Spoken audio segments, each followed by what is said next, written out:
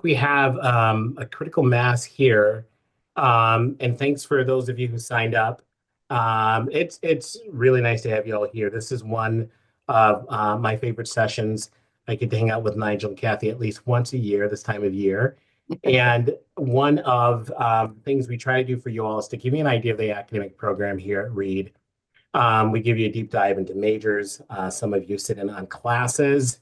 But how do we approach the education at Reed? How do we compare against other schools in the field? And what is it like for you as a Reed student or a family considering Reed that you really want to know that's critical to your decision-making process? And so some of you have seen this. This is in our webinar format, which means that we won't see all of your kind faces on the screen. But if you look below, you do have a Q&A button that allows you to ask us questions. So you could do that now. You can do that during the conversation. But rather than chatting us, add a Q&A question. And what I'll do is take some of those. I'll ask Nigel and Kathy to respond to that. I'm also going to be combining questions, things that you ask. So if you don't have, if I don't get to it right away, that means I will get to it.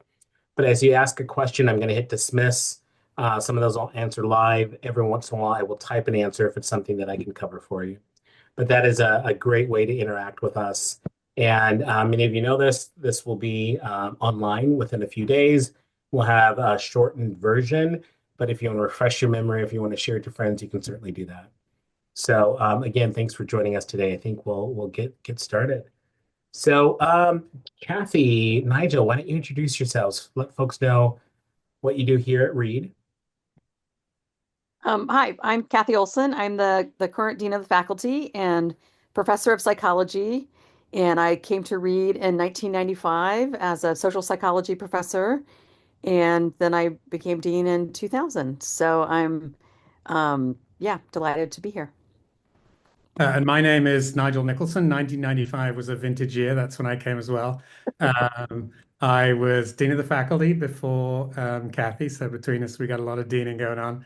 I'm a professor in Greek, Latin, and ancient Mediterranean studies, and also in humanities. So I teach in Hum 110 many years, and I teach language classes, literature classes in Greek, Latin, and in English, and general humanities classes, I say. Excellent. So I'm going to ask you two things, but what does a dean of faculty do? And also, talk a little bit about your emphasis within your field. Sure. Yeah, the dean of the faculty were what basically I guess I think if I sort of oversee the academic program, so that's what the curriculum is, what are the courses that we teach, the various elements of it, so that we have a senior thesis, that we have Hum 110. So kind of thinking about the curriculum that we have. The other thing is that the dean of the faculty, I oversee kind of the people that are involved in the academic program. So things hiring new faculty and supporting faculty as they're at their time at Reed and helping them thrive and grow and all of those kinds of things. So really trying to oversee the different parts of the academic program. Mhm. For me, I'm a social psychologist. So social psychologists study kind of everyday social behavior. So for me, that's been a variety of things over my time while at Reed and before. So I study stereotyping and prejudice. I'm interested in student achievement. More recently, I've kind of been thinking about what does the social situation of the classroom look like? So what does learning look like in the classroom? How do different people interact? So at Reed, that means, how do we have a good conference so that people feel like they can take risks and ask questions and do things? So I'm really interested in kind of how people think about the social situation, and how do we do that in a productive way, like an interpersonal interaction within a classroom. Great. Yeah, I think Kathy did a great job describing what the dean does. I mean, basically, your job is just to help everyone sort of fire on all cylinders, right? So faculty need training, they need supporting. Good education doesn't come cheap, right? There's a lot of resources that go into it. Faculty careers can last a long time. Faculty develop a great deal over that time, and interests change, and you know, hopefully interests change, right? The sort of people will develop over time, and it's your job to kind of make sure things work really well, so that students get the full benefit uh, uh, of the operation we've got here. My own research, I am fundamentally a literature scholar. I sort of have three great kind of academic loves. One is words, really. I like words. I think they're really interesting. One is sports. I think sports are really interesting. And one is politics. And so fundamentally, what I do is the poetry that was written for athletic victors in ancient Greece. And these folks were all, important people in their communities. And athletics was used as a way to kind of gain political capital. And the poetry was a way of sort of translating kind of the sort of sweating and grunting of athletics into stuff that actually meant something in a political context, right? And so uh, that's yeah, that's what I sort of spend my life doing. If you're interested, there's a book coming out next month called Victory and Celebration with my name on it. Nice. Congratulations, Nigel. That's really cool. So do you find that still to be true these days in terms of political capital through sport participation? Oh yeah, but it's different. And it's I mean, part of what I try to do is show that it was very contested in ancient Greece as well, right? Everybody thinks that it was a simple deal, athletics, everybody loved it. That's not true. I do think it's more contested now, but it was heavily contested then. I think now we struggle with two different models, right? One where the student athlete is maybe considered an excellent student, right? And one where the student athlete is considered a terrible student, right? These sort of two things that uh, uh, are completely inconsistent, but they really kind of jockey together in the public mind, I think. And watching where they get spoken, where these sort of ideas get promoted, where they get maybe challenged, I think in sort of modern American culture is really interesting. So it's I've been talking to a lot of families lately, and folks are trying to get an understanding of where Reed's program is in terms of the landscape of higher education. We issue rankings because that just doesn't tell people what a school has to offer. And so if you all thought about your colleagues, your faculty, what we do here, the way that they approach it. What do you notice about Reed that you think is kind of charming or special and makes us who we are in terms of how we provide and give our education to our students? Yeah, Nigel, if you want to start. Yeah. Yeah, so many things you can talk about. I think the first place to start is senior thesis, right? So you're probably aware that everyone at Reed does a senior thesis. You may not be aware that this is really rare. The idea that everyone does a senior Yeah. thesis as a graduation requirement. You can count the number of colleges in this country where that is true on one hand, right? This is a year long project. And Nigel, Um, can you just in case families, Nigel, in case families don't know, can you describe what a senior thesis is? Yeah. A senior thesis is the sort of culmination project of your major, and you do it throughout. There are one semester versions, but in the most part, you do a two-semester thesis. You end up producing a sort of 50 to 80 page document, which you have an oral examination on with three or four faculty members. And it represents an independent research project, right? So if you're a lab scientist, you'll do experiments and you'll write them up. If you're a humanist, you will produce an interpretation of some object or some argument or whatever it might be. But you spend the whole year on this, right? And it's not a class that's taught by someone else. You have a thesis advisor. You meet regularly with your thesis advisor, but it's your project and you're responsible for it. And what's interesting about this, right? It probably sounds quite terrifying in some ways, but of course, because everyone does it, it means that the whole curriculum has to be organized so that everyone can do it, right? Whereas in schools where it's elective, the only people who elect to do senior thesis are people who are, on some level, hyper prepared, right? They're already prepared, and it's not really the faculty's responsibility to kind of make them so. And for us, we have to make sure that all the classes you need to be ready for thesis are offered on the proper schedule for them to be offered, right? If people are going on leave, we have to replace those classes, right? And this is part of the job of the dean of the faculty, right? Is to make sure that the curriculum has this integrity every year, right? And so I think of thesis as kind of wonderfully holding our feet to the fire. Not exactly, I mean, it does hold your feet to the fire, but it holds our feet to the fire to make sure that we make sure every student is ready to do that kind of work when they're a senior. And that is, I think it's a really extraordinary commitment. It really gives an interesting, a different flavor to this school, a different kind of intenseness, and I think a different kind of academic pleasure, right? When you're done, you and all your buddies will have done a thesis. Yeah, maybe I'll kind of start with thesis too, because I think that I guess I would say that is a defining thing about Reed. It's been interesting for me actually right now because I'm dean of the faculty, so I'm not generally teaching or doing theses. But actually, last year I had one thesis student, and currently I have two thesis students. And to be honest, it's still one of my favorite things that I do every week because I think for as a faculty member, it's stu- thesis is teaching students how to do research, and I think it's um, Nigel kind of made the comment that might sound terrifying at this point. I mean, to be honest, I think when I started college, I would have thought it seemed very overwhelming that I was going to write a long paper. Psychology ones do not tend to be 50 to 80 pages. They tend to be a little shorter because much of your time is running an experiment and doing all those things. Um, but it gives you this opportunity to really dig into some idea that's exciting and intellectually interesting to you.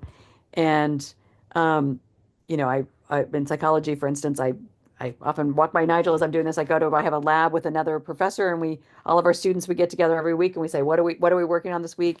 Students just turned in their first draft in psychology. They just turned in their first draft of their theses last week. And now we're doing that final version. I met with both the thesis students this week and like, what do they need to do to finish it all off? And so I think it is this something where, it's this project that you get to do that's kind of the cherry on the top of all of your experiences here at Reed. Um, I mean, I do think, Reed, a lot of it is about these kind of academic experiences, but I guess for me, when I think of them, they're always wrapped up in the people that you're doing those experiences with. And so I think I don't know if this is distinctive because I'm sure lots of places have wonderful people at them. But for me, when I think of what I really value and what's distinctive to me about my my life at Reed, is doing this academic work, but you're doing it with other people. And kind of what Nigel said, you and all of your pals, you've all done a thesis together. And so there is all of some of you have come to campus. If somebody asks me what my favorite place on campus is, I always say the senior thesis tower is my favorite. It's a room in the library that has every senior thesis. So somebody who graduated 30 years ago can go and they can find their thesis in that room. And of course, it's a room that has big windows and whatever, and um, the greenery of, Pacific Northwest. So I do think yeah, it's doing the work and doing it with other people, I guess. Maybe I can add one more thing. Again, maybe not unique, but very distinctive, right? We are an undergraduate only college, right? So we put our time into undergraduates. We're here because we really like teaching undergraduates. Um, but because of thesis, I think, or at least thesis is a big part of this, I think we have a really serious, genuine, and productive research culture here. And so research and teaching are not in some sense in opposition in this school. And that's a bit unusual, right? So if you're a distinguished researcher at most places, you will be pulled out of the classroom, right? You will be, in some sense, rewarded with teaching less, right? And that's not how we think about it. We like teaching, we like our students. And the really famous, really successful researchers we have teach the same as everybody, right? We all teach the same load every year, right? It's just that's what we do, right? It's fundamentally about the students here. But because of thesis, I mean, we have fantastic facilities. The labs are amazing here, right? And you may go elsewhere, big schools, and say, well, they've got great labs too. But remember, the grad students are going to be in those labs, right? Here, when you see the great labs, you're in that lab, right? That's your lab. I think that the kind of Yeah, the research culture here is an amazing thing, and it's driven partly by the faculty, but it's kind of driven by the students. That is, your students are, your colleagues and your students are your thought partners, right? I don't have graduate students. I don't have graduate student thought partners, and I'm not unhappy about that. I love having my colleagues and I love having my students, and I think it drives a really interesting research culture too, as well as a really productive. Well, one of the exciting things that's happened is the new Carnegie classification. Carnegie, which assigned certain designations to colleges and universities, realized that they were only labeling large universities with what they call a research designation and ability to have in-depth research at those institutions. And so they went back and they identified 29 national schools, mostly liberal arts schools, or undergraduate only schools. And so these are places that are doing research really in terms of investment. Reed is fourth Wow. on that list. It's $6.5 million to Reed. That makes us incredible in terms of all the conversation that you don't have to pick and choose between a research university and a college like Reed. And one of our questions that we just received was, can we elaborate on the type of resources that would be available for experiments or research when it comes to senior thesis, but y'all, not just senior thesis, but anything. Kathy, do you want to start? Yeah, no, and I was to say, I think Nigel may have said the word labs, but just thinking about like if, um, I mean, basically what, our goal is to try to give you the resources that you need to be able to do the project that you're doing. So if, I want to say, for me, I know psychology department most intimately. So you've got every faculty member has a lab, they have the various things in their lab, and that could be, um, they have a chamber so they can do ERP readings. There's an animal wing where you can be doing um, testing animal learning. So you could be, there's all the kind of resources of the spaces, the materials. So biology is going to have the microscopes and um, there's going to be the computers and the psychology. You have access to, there's money you can apply for that to have money to pay participants to take part in your studies. Um, really wanting to give you the various things that you need to be able to do that work. I would say um, the other question I saw in here is like favorite thesis topics from your discipline. And I'm not sure which thesis topics I would pick. It's funny. I was just looking at my CV the other day. I had to update it for this thing I was doing. And I have two thesis students, and they're my 98th and 99th thesis students. So if I have another thesis student, it will be my 100th thesis student at Reed. Um, and again, they're very different kind of projects. I have one student who's, and these, again, so are these my favorite forever? I don't know these, but these are certainly my favorite at the moment. So one is looking at achievement goals and um, what kinds of goals you have and how that affects achievement and stress and burnout and other kinds of things. So she's working with Reed students.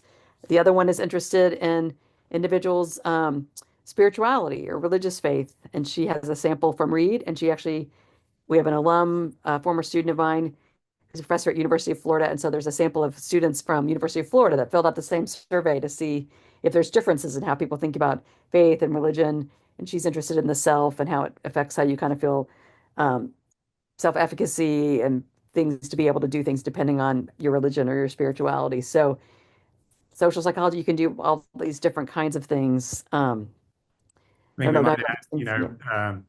studio art, great facilities, theater, great facilities, music. So some disciplines are much more perhaps resource intensive than others, right? Just by the nature of things. So I'm a relatively cheap date as a literature person, but one of my colleagues in my department's an archaeologist, and the college and national funding has enabled him with a colleague at another university to run a dig in Cyprus, and he takes five, six, seven students there every summer, and they dig with him, and it's a really transformative experience. And so, the college is putting a lot of resources and support into the kind of things that are important for that kind of research, right? Whether it's bio or chem or theater or art or archaeology or political science. There's a question I see that just popped up about what percentage of students get to do research outside of their thesis. And Mhm. to be honest, I do not off the top of my head know the percentage. There are hundreds of students every summer that are doing summer research. So I would say, um, when I came into this role, I mean, my goal would be, something just popped up my screen.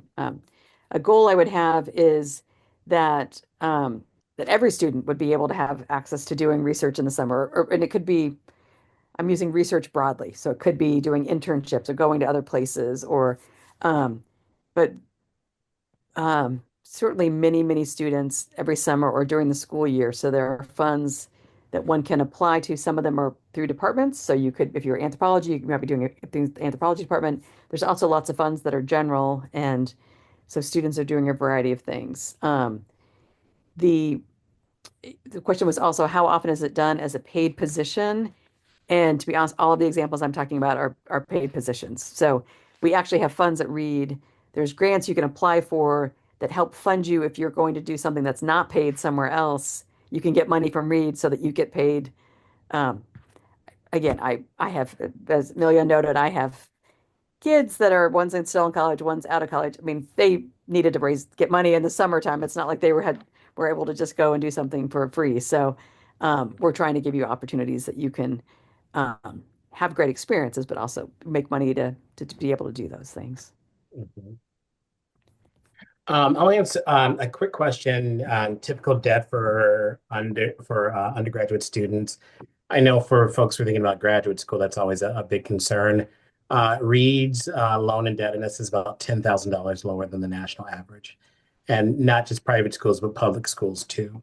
So in a given year, about $22,000 is the average student indebtedness of a Reed graduate. The national average for private schools is $31,000. In fact, we have the lowest or second lowest student loan indebtedness in the state of Oregon, but I know you're coming all from across the country.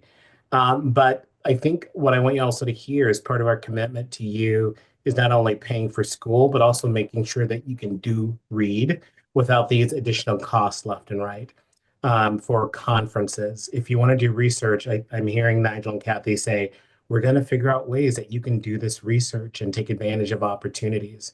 Does that sound right, Kathy, Nigel? That part of Yeah, what I mean, I think I don't know the overall numbers, but the students going digging in Cyprus, they've all got college funding from one pot or another, different parts. But if you were paying for it on your own, it would cost a few bucks.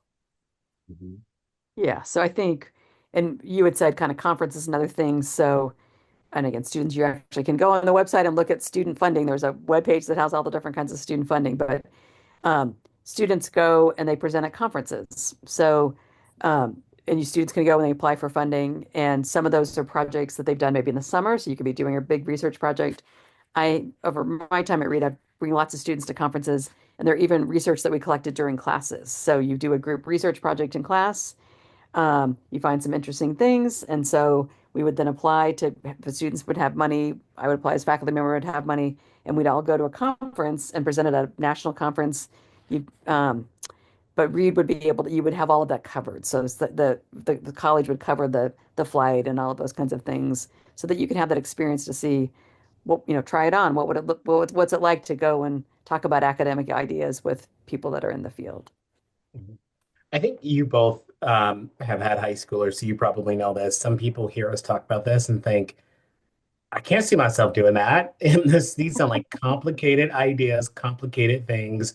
Are they just looking for a bunch of brainiacs? Can you help our students understand how if this has never been on their number one, if this has never been on their radar, how does it happen? And number two, how we support students in their educational journeys here at Reed. Yeah, no, I think it's a great question because I do. I mean, I think there's a lot of really academically talented students at Reed, and I do. But it is funny. I mean, you're saying thinking of our, high school kids, or I mean, I even just think about myself, like when I was 18 years old going to college, or even now. I mean, I saw kind of the blurb about this session, and it was like Reed's the most intellectual place, kind of there was such an intellectual place. we are a very intellectual place, but to be honest, when I describe myself, I don't think of myself as that intellectual. I mean, I think I'm someone who is really intellectually curious. I love to look at things. Intellectual feels like I'd have to know all this stuff, or I'd have to, and I think, and to be honest, I've been professor for 30, 20, all this time. I do know a lot of things at this point, but like that feeling of like, um, it's not so much that uh, you have to already know it. It's that you have to have the motivation and the interest that you're going to work hard at trying to know it. I mean, that's kind of what's um so I mean, I don't know. I guess there's things that could seem daunting to think about. I'm going to go write a whole thesis. You're not going to write a whole thesis right now. You're going to learn how to make a questionnaire for a psychology study in this class, and you're going to learn how to do this thing, and you're going to learn how to work with other people to go recruit participants, and you're going to learn how to run maybe that statistics program JASP and that other class. So you have all these different pieces, and then you're going to put it all together and kind of do it, piece by piece to kind of do this overall project. So I think um, it's that kind of passion and interest and engagement that is kind of what makes it all go together. Um, and it may feel kind of big at the beginning, but then it's really just a series of kind of smaller things that you have to do along the way. I don't know. Yeah, I mean, I might say a couple of slightly contradictory things. I think one thing is that this term, right? Uh, when people talk about undergraduate research, I think a lot of the time they don't mean what we mean by undergraduate research.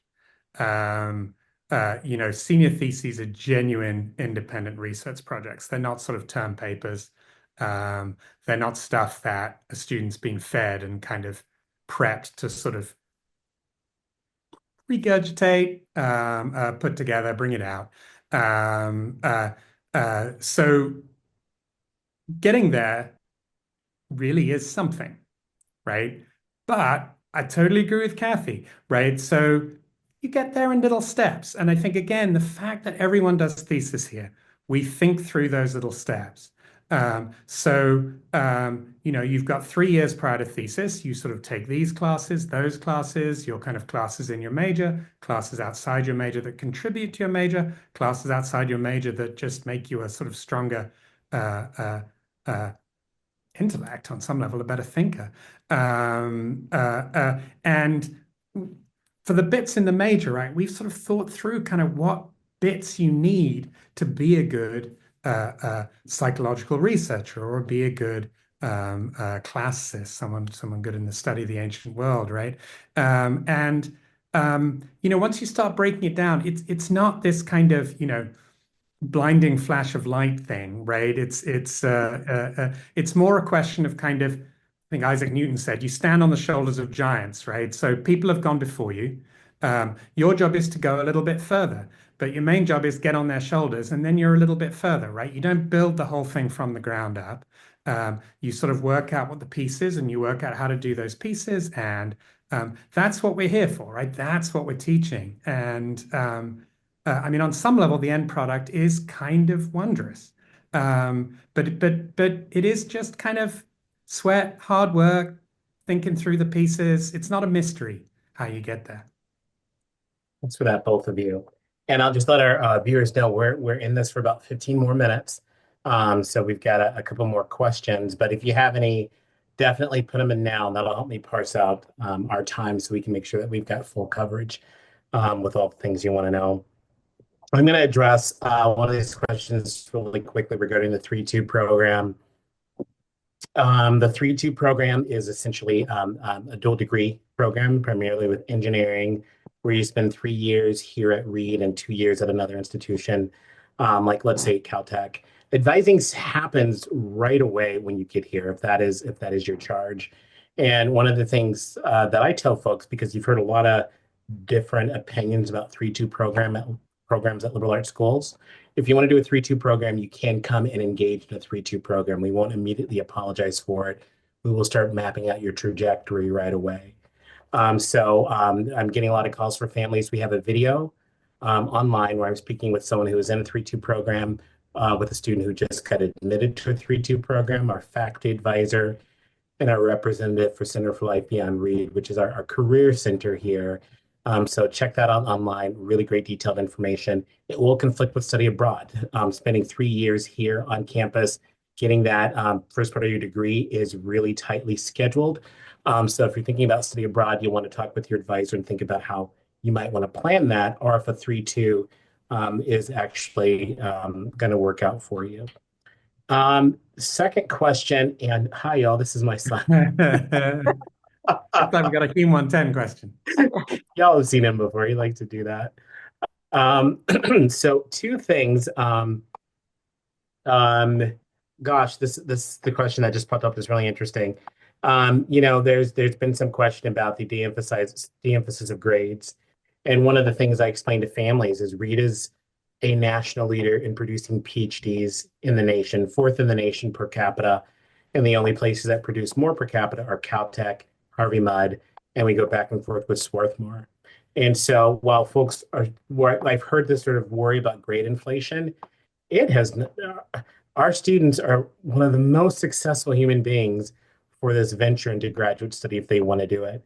So can you help folks sort of come to terms with, and what I'll say is our de-emphasis on grades in the classroom with our success in graduate school, that I think, unfortunately, some think that those might be mutually exclusive. Um, yeah, I mean, I guess to me, I can see how you could think of them as being opposing, but I actually think they're kind of dovetail together. I mean, the idea is that in classes, rather than thinking about, you're learning something because you want to know that information, you're sort of building that thing. And it's less about the grade that you're getting in that context, but that you're accumulating the knowledge, the skills, the things in doing that. So I think if you're thinking in those ways about the ideas and all of that, those are the kinds of things that you would also do if you were going to graduate school, where you would be focusing on the ideas and thinking about how do I bring these things together. So it would be less about what are the particular grades on that. Certainly, again, I'm psychology. I mean, if you're sort of intrinsically interested and motivated by things, you do tend to do well in those things. So it could be, a side effect could be that you get good grades in those things because of that interest that you have. But the focus is more on um, the uh, you know, the mastery of the material rather than on the grades in that context. I don't know if you have other things. No, I mean, I think that's great. I think one of the great pleasures about teaching at Reed is, of course, we all care about grades, right? Grades are really important. Um, but on some level, for the students here, it's a little bit secondary. So, students who are doing really well in the class, they want to do better, right? On some level, you might think, well, that's irrational. Um, you're just going to get the same grade, but that's not the reason, right? People they've really kind of internalized the idea of self-improvement, and that's a big win, right? And I also think, you know, the world out there doesn't help you with letter grades, right? You need to find a way to kind of start rating yourself and understanding feedback and sort of navigating that rather than finding the kind of the sort of the quick comfort of a grade, right? I'm very happy to tell my students their grades, but I tell them their grades. I'm like, I'll tell you a grade when we're done. So I think we'll talk about the first year humanities class in a little bit, but in that class, we meet with people with all their papers. And so after a paper conference, I'll happily tell them their grade. Um, uh, but before we get all of that, we'll work through, what I think went well and what I think needs work. And then students will really listen to that, right? And then the next paper that comes in, I've got my notes and the things I ask people to look at, to focus on in their next paper, I'll think to myself, well, did they do that on these? And if they did, then we go on to the next set of things I want them to work on. But it really is this kind of wonderful kind of dialogic process where students just, wherever they're starting, they're all getting better. I mean, I just think that's why students do well in grad school. They're just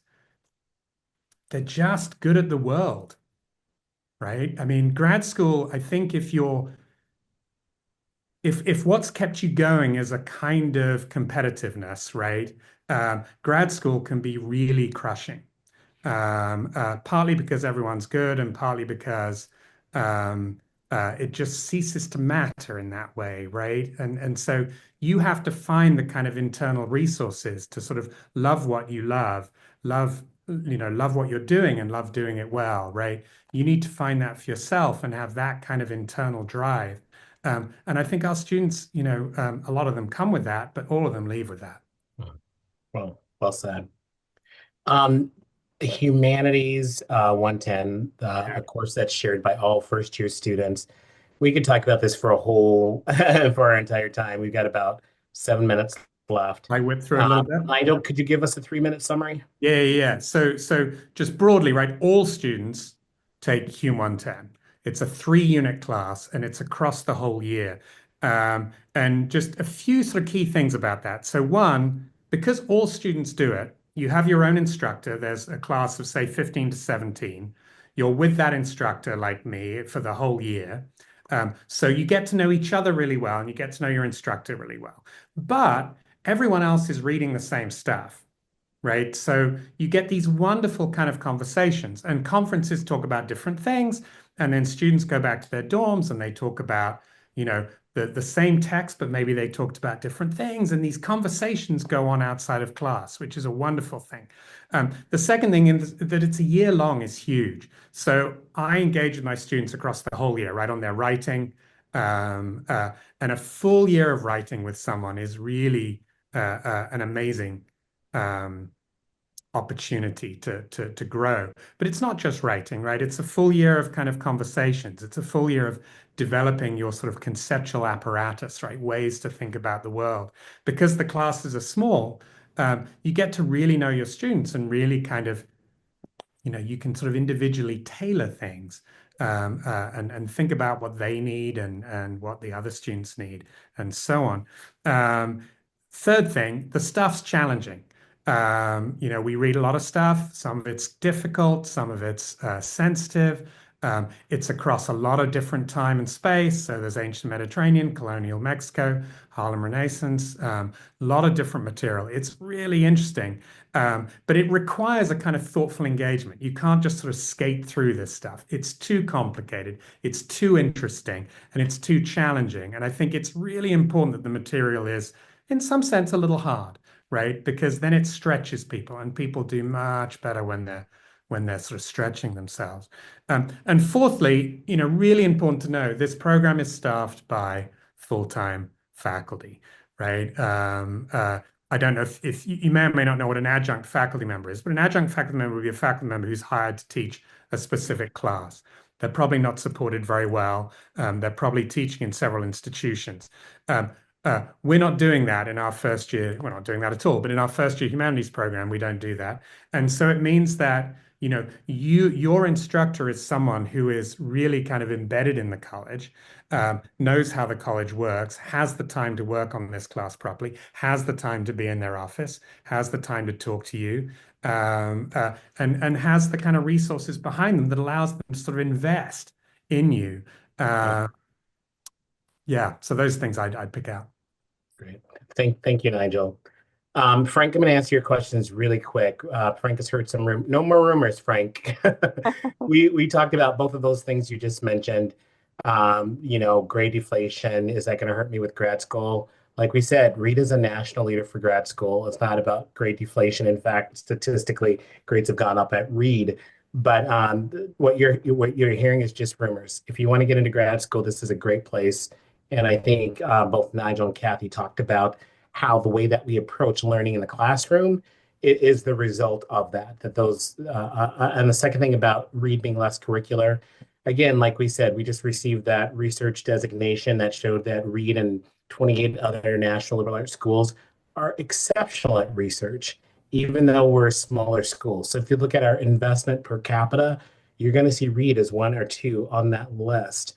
And so the investment in the students in research, and also if you're talking about extracurricular activities, students being involved in extracurricular activities, there's over 80 clubs on campus. Reed has rich traditions like the Great Reedy Bake Off, where there's a baking contest over the period of 3 weeks. Even though we don't have NCAA Division III sports, you can play ultimate frisbee, you can play rugby, you can play basketball and soccer against other colleges.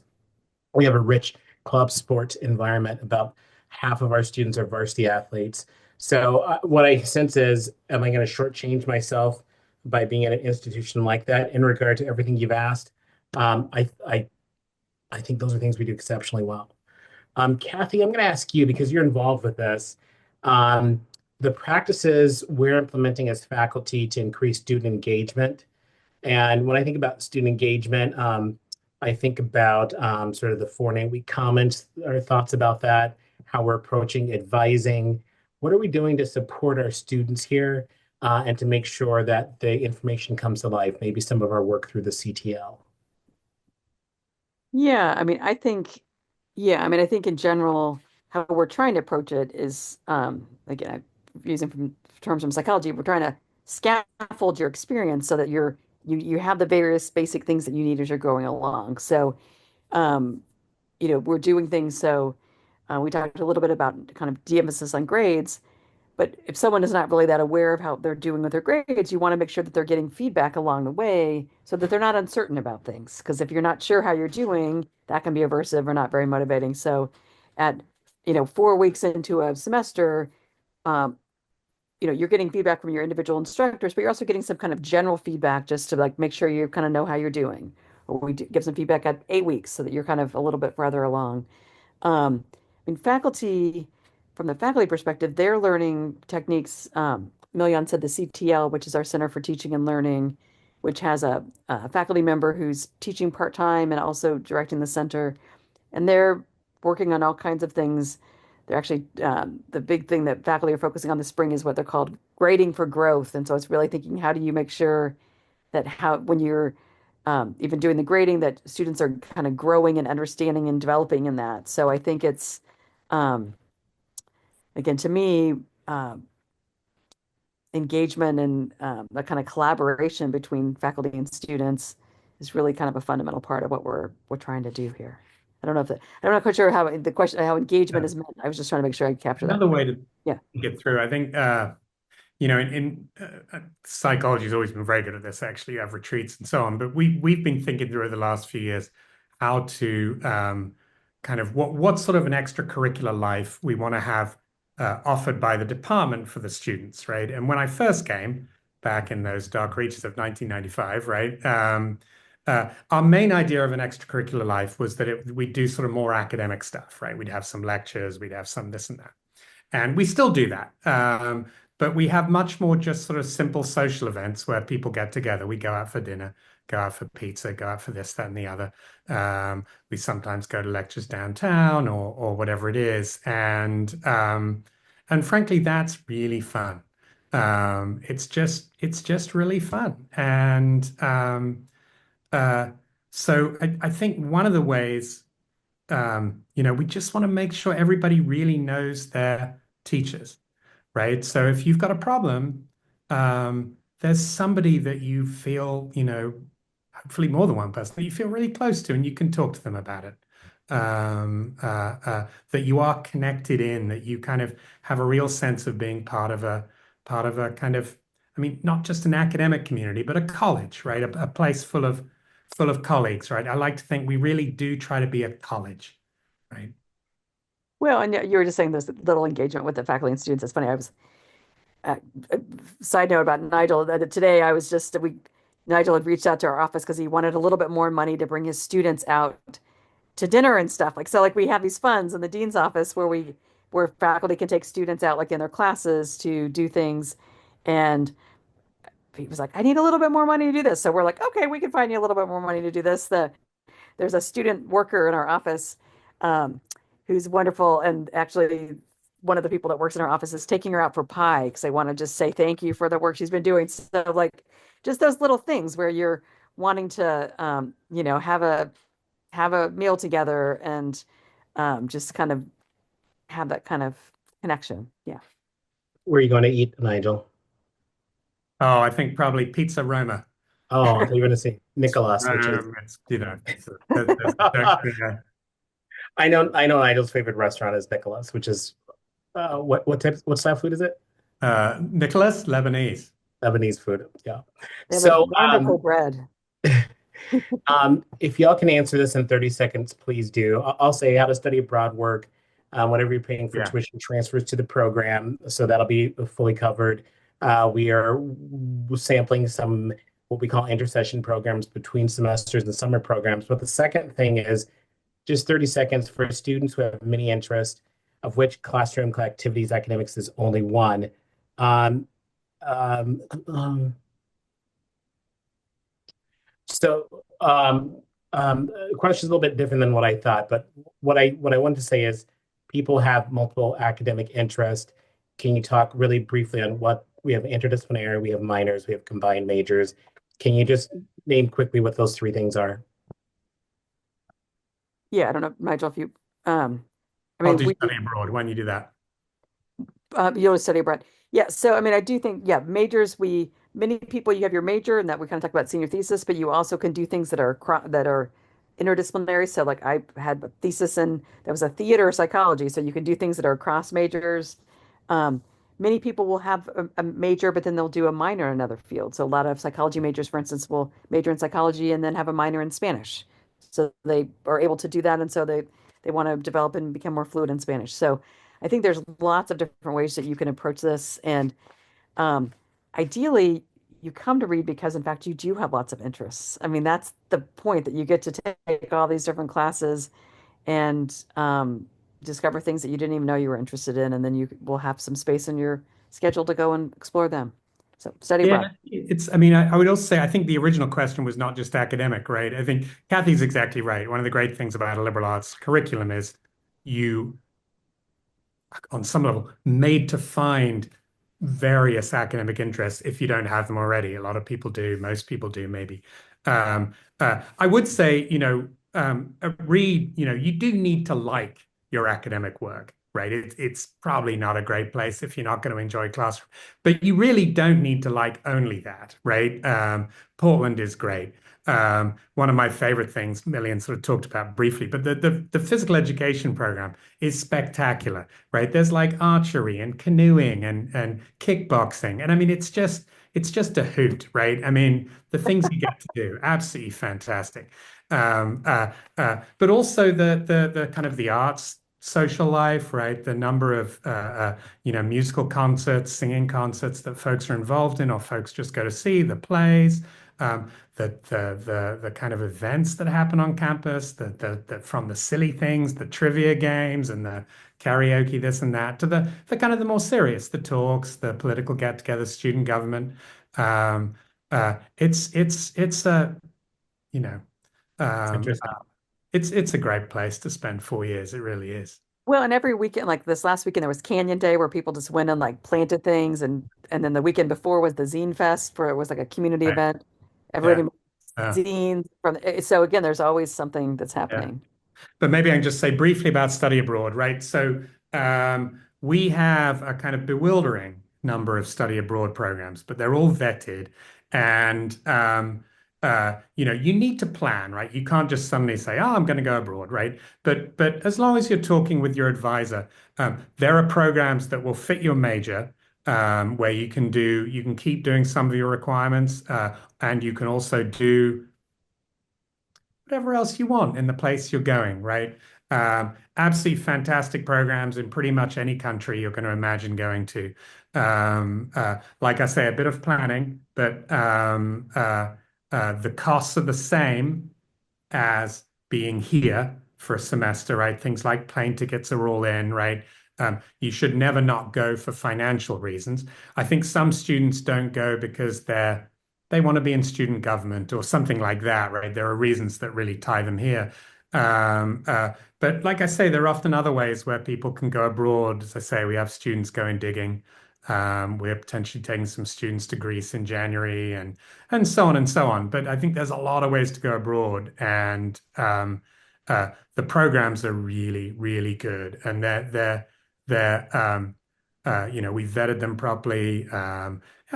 Some of them they're not as good as a read education, but they're all going to be fine, right? And some of them are spectacular. Kathy, Nigel, thank you. Thank I you. really appreciate you hanging out with us and joining our families. And I want to also thank our families for joining us. I know that every weekend families are making really tough decisions, but also rewarding decisions about where they want to spend the next 4 years.